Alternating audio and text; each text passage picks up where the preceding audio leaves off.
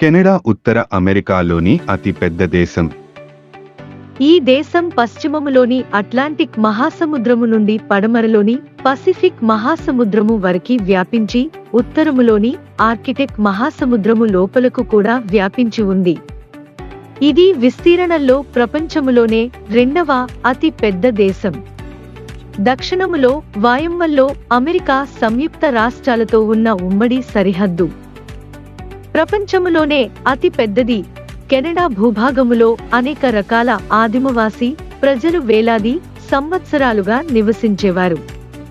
15వ శతాబ్దము చివరి భాగము మొదలుకుని బ్రిటిష్, ఫ్రెంచ్ వారు సాహసయాత్రలు నిర్వహించి తరువాత అట్లాంటిక్ తీరములో స్థిరపడ్డారు.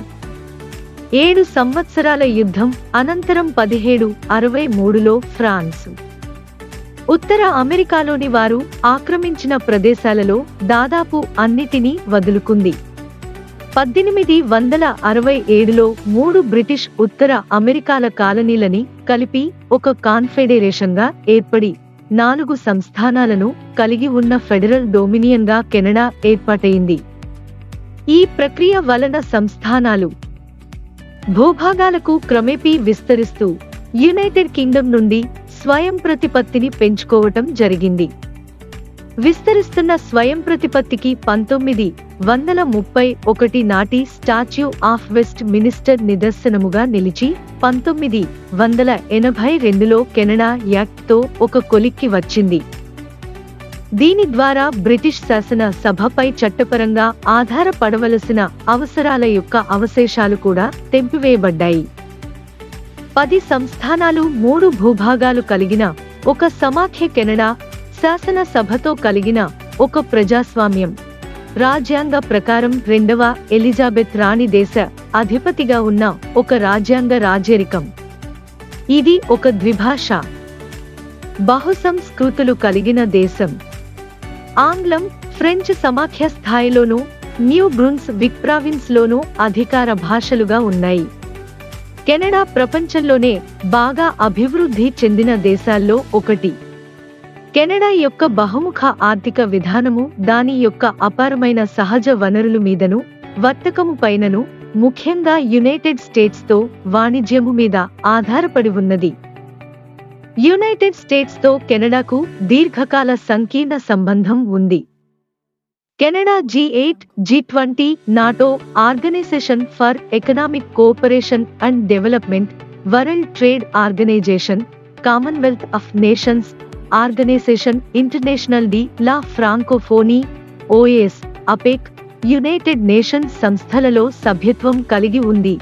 కెనడా చరిత్ర ఆదిమ కెనడా వాసుల ఆచారాల వలన స్థానికంగా ప్రజలు ఆ ప్రదేశంలో మొట్టమొదటి నుండి నివసిస్తున్నారని అనిపిస్తున్నా కూడా పురావస్తు శాస్త్ర పరిశోధనల వలన మనుషులు ఉత్తర యుగంలో 26,500 సంవత్సరాల నుండి దక్షిణ ఒంటారియోలో 9,500 సంవత్సరాల క్రితం నుండి మాత్రమే నివసిస్తున్నారని తేలింది. యూరోప్ వాసులు ఇప్పటి కెనడాలో స్థిరపడే సమయానికి అక్కడ సుమారు 2 లక్షల స్వదేశీ ప్రజలు ఉండేవారని అంచనా. మొదటి 100 సంవత్సరాలలో యూరోప్ వాసుల ద్వారా ఇన్ఫ్లుయెంజా, మీసిల్స్, స్మాల్ పాక్స్ వంటి వ్యాధులు పలుమార్లు వ్యాపించటంతో ఉత్తర అమెరికాలోని తూర్పు ప్రాంతంలో ఆదిమవాసి జనాభా సగం నుండి 3కి 2 వంతుల దాకా మరణించటం జరిగింది. కెనడా ఎకానమీ కెనడా GDP ప్రపంచ దేశాలలో 11వ స్థానంలో ఉంది. 2015లో కెనడా GDP $1.79 అమెరికన్ డాలర్లు. కెనడా హైలీ గ్లోబలైజ్ ఆర్థిక రంగంతో economic cooperation and development group of 8 world one of the top 10 నేషన్స్లలో సభ్యత్వం కలిగి ఉంది. కెనడా మిక్స్డ్ ఎకనమీని కలిగి ఉంది. హెరిటేజ్ ఫౌండేషన్ కి చెందిన ఇండెక్స్ ఆఫ్ ఎకనామిక్ ఫ్రీడమ్ వర్గీకరణలో కెనడా ఆర్థిక రంగం యుఎస్ యూరోపియన్ దేశాల కంటే ముందున్నది. కెనడా ప్రజల తలసరి ఆదాయంలో వ్యత్యాసం స్వల్పంగా మాత్రమే ఉండడం కూడా ప్రత్యేకతే. దేశంలో సరాసరి కుటుంబ ఆదాయం $23,900 అమెరికన్ డాలర్లు. ఇది OECD సరాసరి కంటే అధికం.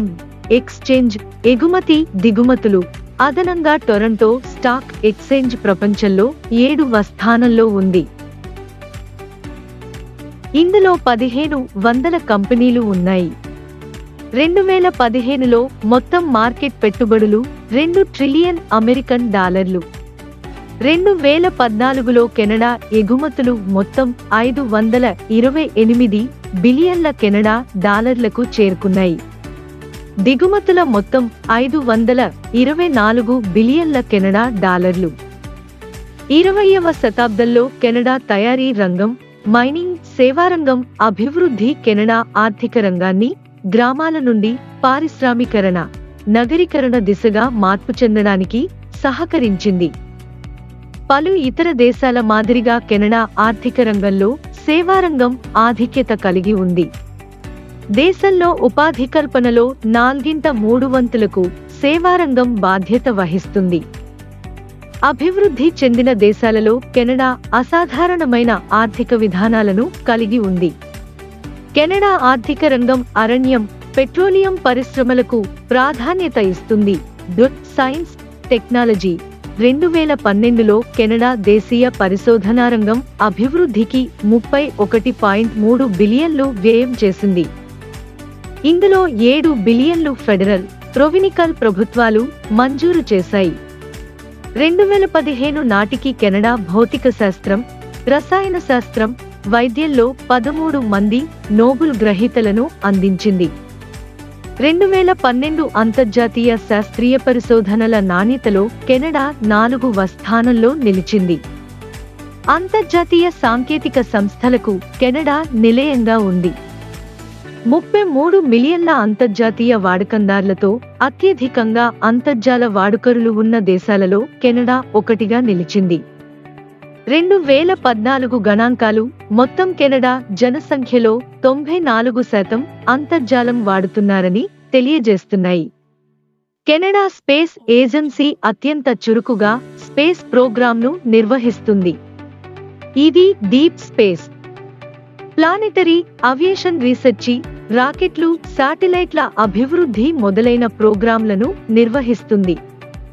ఉపగ్రహాలను అంతరిక్షంలో ప్రవేశపెట్టిన దేశాలలో కెనడా 3వ స్థానంలో ఉంది. మొదటి 2 స్థానాలలో రష్యా, అమెరికా దేశాలు ఉన్నాయి. 1984లో మార్క్ గార్న్యూ కెనడా మొదటి అంతరిక్షయాత్రికుడయ్యాడు. కెనడా అంతర్జాతీయ అంతరిక్ష కేంద్రం, space robotics, Canadarm, ISS, NASA space shuttle కొరకు డైస్ట్రే రోబోటిక్ మానిప్యులేటర్స్ తయారు చేయడంలో భాగస్వామ్యం వహించింది. 1960లో Canada aerospace industry radar sat 2, ISIS శాటిలైట్, MST మొదలైన పలు ఉపగ్రహాల రూపకల్పన, నిర్మాణం చేపట్టింది. అంతర్జాతీయంగా విజయవంతమై అత్యధికంగా ఉపయోగించిన సన్లింగ్ రాకెట్లలో ఒకదానిని, బ్లాక్ బ్రంట్ రాకెట్లను కెనడా నిర్మించింది. 1961లో రాకెట్ పరిచయం చేసినప్పటి నుండి 1000 బ్లాక్ బ్రంట్ వాడుకలో ఉంది.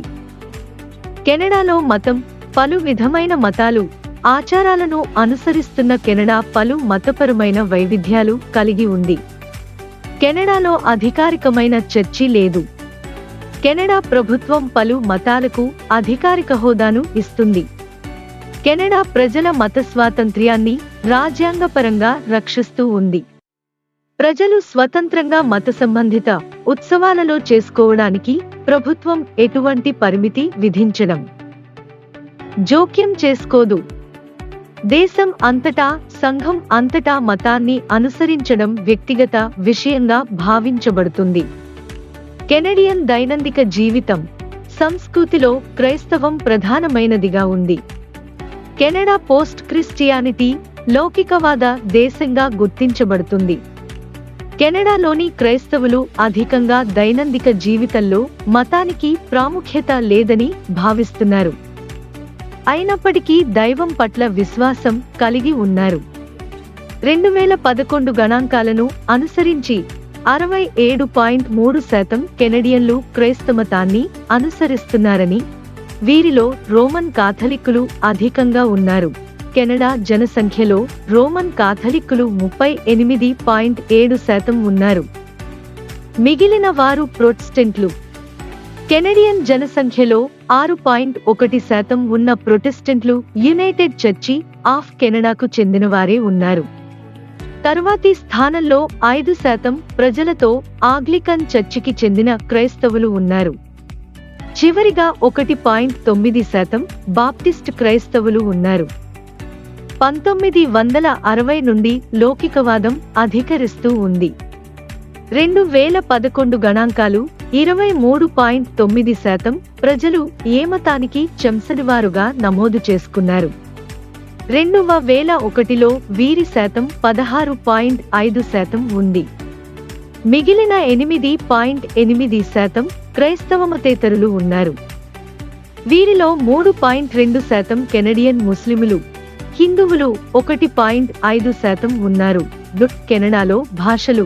కెనడాలో పలు భాషలు వాడుకలో ఉన్నాయి. కెనడియన్ ఇంగ్లీష్ 60% ప్రజలతో అధికార హోదాను కలిగి ఉండగా కెనడియన్ 20% ప్రజలతో కెనడియన్ ఫ్రెంచ్ అధికార హోదా కలిగి ఉంది. 6.8 మిలియన్ల కెనడా ప్రజలు అనధికార మతాలను వారి మాతృభాషగా ఉన్నారు. వీటిలో చైనీస్ ప్రజల సంఖ్య 10,72,555, పంజాబీ ప్రజల సంఖ్య 4,30,705, స్పానిష్ ప్రజల సంఖ్య 4,10,670, జర్మన్ ప్రజల సంఖ్య 4,09,200, ఇటాలియన్ ప్రజల సంఖ్య 4,07,490 ఉంది. కెనడా రాజ్యాంగ అధికారం కలిగి ఉన్న ఇంగ్లీష్, ఫ్రెంచ్ భాషలు ఫెడరల్ కోర్టులు, పార్లమెంటు, అన్ని ఫెడరల్ సంస్థలలో ఉపయోగించబడుతుంది. ఫెడరల్ గవర్నమెంటు సేవలలో నియామకాలకు ఇంగ్లీష్, ఫ్రెంచ్ భాషలకు ప్రాధాన్యత ఉంది. If you like the video, please like us and subscribe.